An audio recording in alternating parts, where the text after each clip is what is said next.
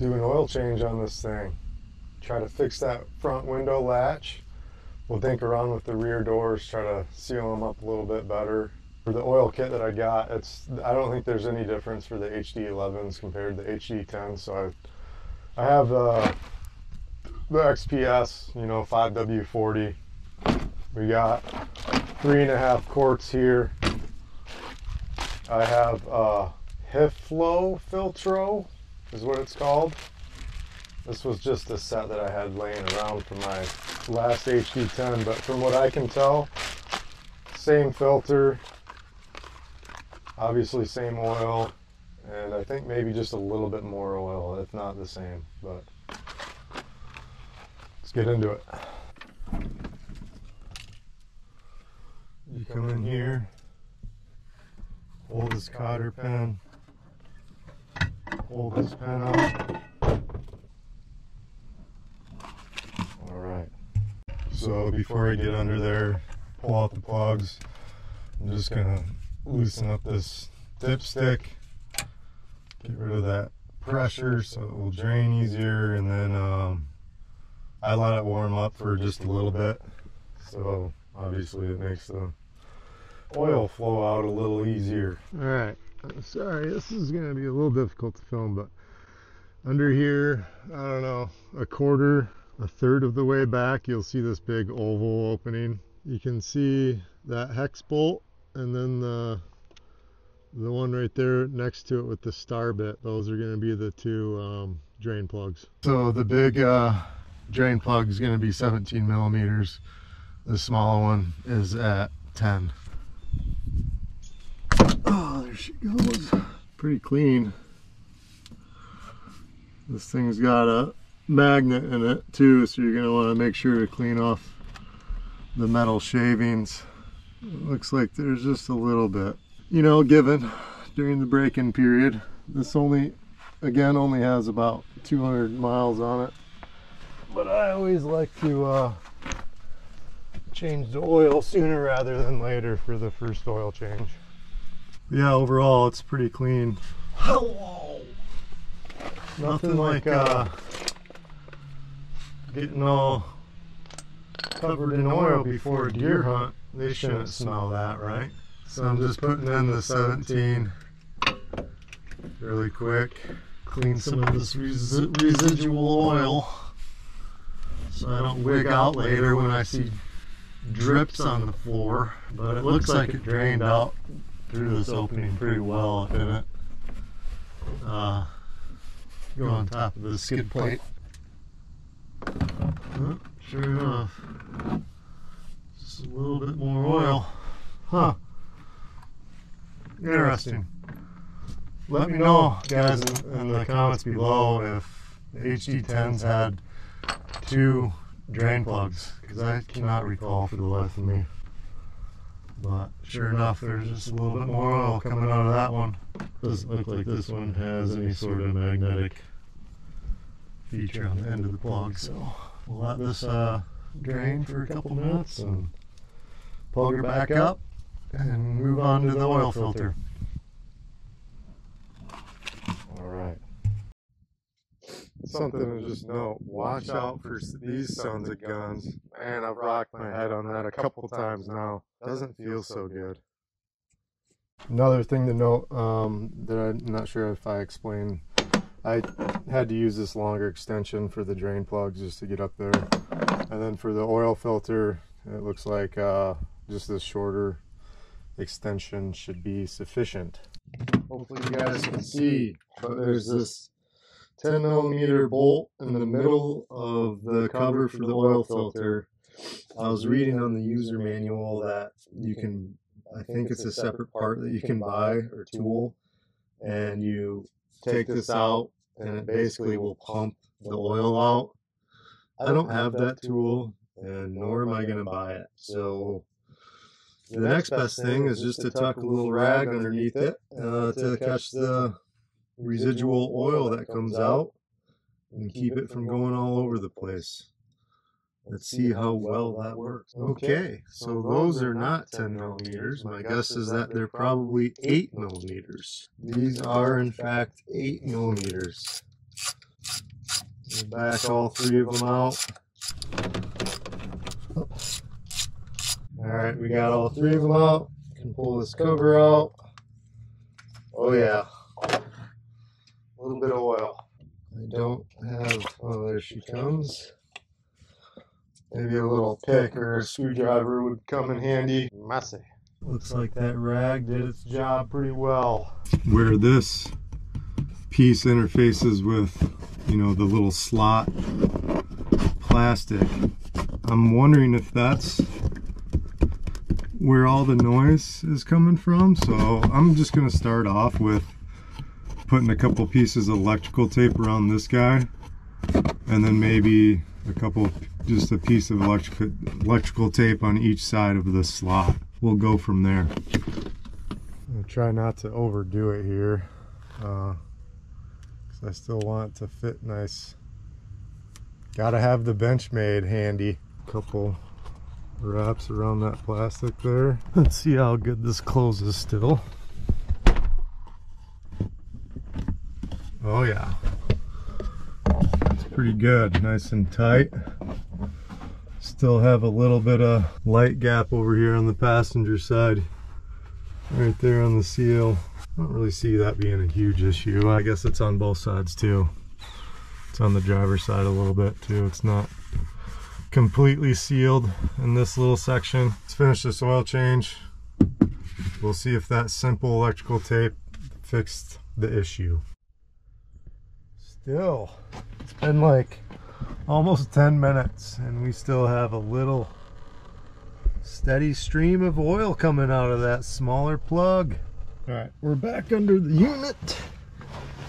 This thing's still seeping a little bit of oil, but I have grown impatient, so I'm gonna go ahead and plug her back in. It'd be a different story if this oil was super dirty, but it's pretty clean still. So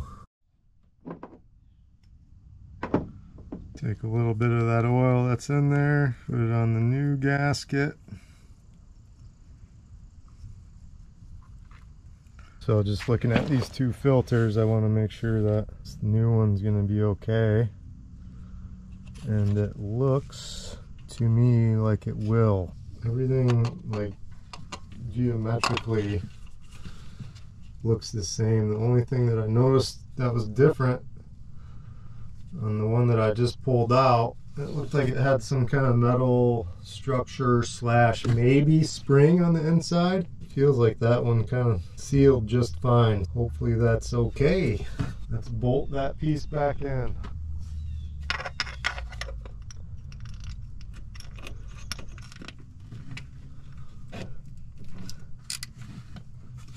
Okay, let's fill her with some oil. XPS 5W40. So I'm gonna fill her up through the dipstick hole here because I do not see any other oil cap. This could be right, could be wrong. As you'll see, this dipstick has 2 plastic molded in parts on the metal wire. This is for checking it when cold. It has a little emboss that says cold. This one is for checking it when it's warm, and it says warm there.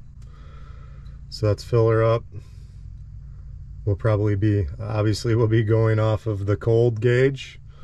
Get it in line there, let it run for a little bit, and then probably start checking it there and make sure she's at the right levels. Don't want to pour too fast because it just overflowed. That's 3, and we'll put like half of this guy in and fire her up. Only because I put that smaller drain plug in while there was still a little bit of oil coming out, so you never know, there might be a little bit more in the system. Alright, let's put the dipstick in, fire her up, let her run for a second, check for leaks, and should be good to go. You know, when I first got this unit too, I was just messing with stuff and checking the oil, obviously making sure the fluids are right. I will say this dipstick can be kind of a pain in the butt to put in, because when you put that wire in, it causes a little bit of weird tension. So when you put it in, you kind of have to put pressure this way a little bit in order to get it to start threading. All right, I let her run until the first little slot on the temperature gauge. The contrast between, you know, obviously fresh oil and this light gray plastic for the where you check it is, it's kind of hard to see. Check it one more time. It looks to be about perfect. Cruise around, see if that window's fixed, and then we'll just jump into seeing if we can't fix that rear door seals. Yeah, it's a lot easier to screw this in when you put the pressure to the top right. Pretty easy to put this guy back in. Just one hand you push the bed back, and other guide that pin through. Cotter pin in, we're done. So just so you guys see, it's got 194.2 miles on it, and I have 11.7 hours. So maybe premature for the first oil change, but again, I'd rather be safe than sorry. Let's go into vehicle maintenance. So I went into vehicle and then hit this plus mark there, and then hit maintenance. See, it does say maintenance and 189 hours. Wow. I can't reset maintenance yet either. That's a lot of hours for the first oil change, I will say. Guys, I think the creaky and squeaky windshield has been fixed. Simple electrical tape, good deal. Okay, so I'm looking at the back of the machine here. This hose right here, I believe, is the vent line. It runs down into the hole down there, which is the gas tank is down there. And then this runs up and around, has a little white barb on it right here, comes down, and then hopefully you can maybe see this hose right here in the frame right there. You can pull it out. I smelled it, sure enough, gas fumes. What I'm gonna do is pull that out. I just so happen to have some same diameter vacuum line laying around, and then, you know, the right way to do this would be to have two female barbs to join these two hoses together. I found this plastic cap. I'm gonna cut the end off of it, put it around both of them, and probably just wrap some electrical tape around it. So I'm gonna extend this hose so I can reach it all the way into here, and basically this entry point is just a support frame tube that goes down and exits by the upper control arms on the rear. Get to it, let's cut this off. Boom, just like that. And then I'll wrap some electrical tape around it. We'll extend it down through there. Hopefully problem solved.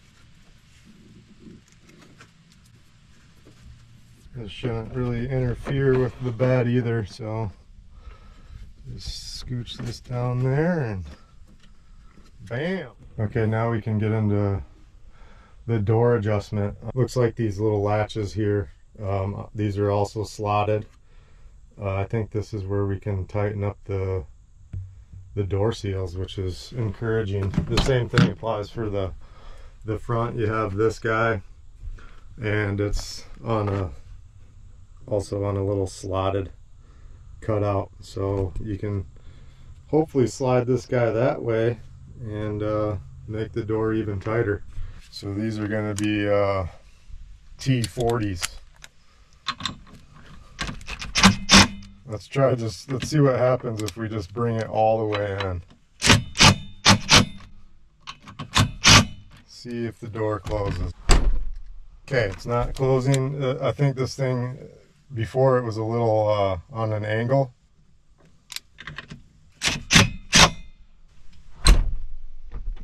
door definitely feels a little tighter. Let's see if we can't snug up the front doors. You're gonna need a 19 millimeter. Holy crap, she's on there.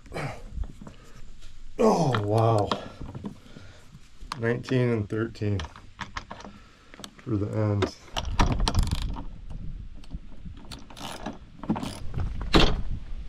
The front doors were already pretty good.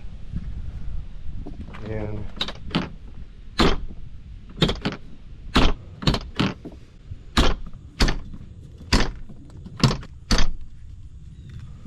definitely doesn't shut as easy, but it sure seems like it's a little tighter. Slap this bow in the back of this bad boy and head out to the hunting property.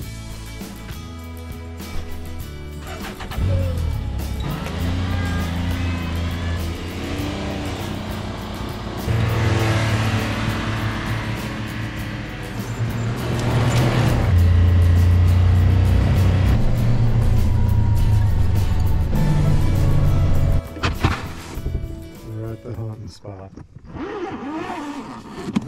So I'll make sure to post a picture of the part number for that OEM oil filter if you guys are interested in just using that one. I'd probably recommend going that route.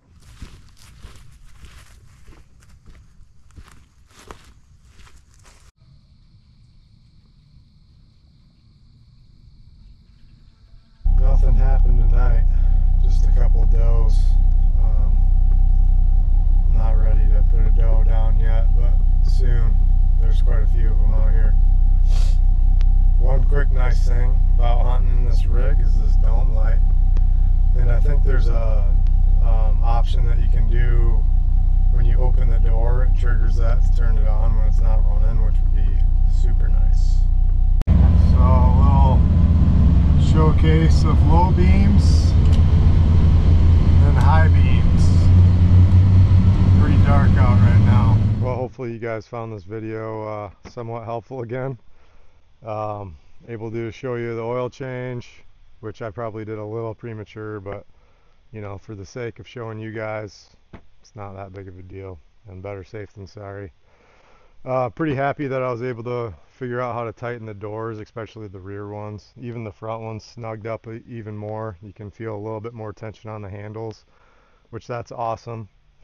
The vent line from the gas tank, that should solve the issue. Only time will tell on that, and I'll make sure to let you guys know. The AC drip, that's going to be a little bit more of a project than I had anticipated, so we'll get into that maybe spring of next year. Because yeah, AC weather's kind of over here. Mid 60s, dropping down to, you know, low 40s, high 30s right now in Michigan. So time to use the heater on this thing. Got rid of the rattle and the windshield just with some simple electrical tape. Pretty simple fix. Yeah, a lot of the little small kind of complaints that I had are now gone, hopefully, and it's just time to rack some miles on this thing and enjoy it. So yeah, again, if you guys like this video, I appreciate everybody that's already subscribed to the channel and gave me all the likes and suggestions and the comments. That always helps. Would love to see the subscribers rack up on the channel. Appreciate you guys watching.